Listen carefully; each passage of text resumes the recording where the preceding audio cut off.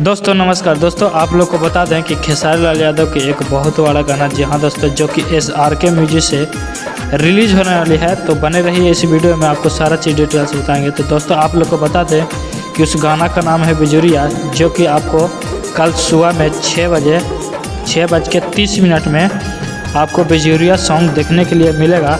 और दोस्तों आप लोग को बता दें कि इसमें खेसारी लाल और कल्पना जी ने इस गाना को गाए हैं। और दोस्तों आप लोग को बता दें कि फिट रोल में है जो कि सपना चौहान, जो कि इनका जोड़ी बहुत ही धमाल मचा रही है। और दोस्तों बात करें राइटर की, तो राइटर लिखे हैं अर्जुन आदित्य छोटू यादव, जो कि इस गाना को लिखे हैं। और दोस्तों आपको बता दें कि यह SRK म्यूजिक से कल सुबह में रिलीज होने वाला है। तो जितने भी खेसारी लाल यादव को फैंस हैं, भोजपुरी पसंद करने वाले हैं, वो SRK म्यूजिक पे कल सुबह में आपको इस गाना को देखने के लिए मिलेगा। तो आप वहां पर जा कर के इस गाना को कल सुबह में आप देख सकते हैं।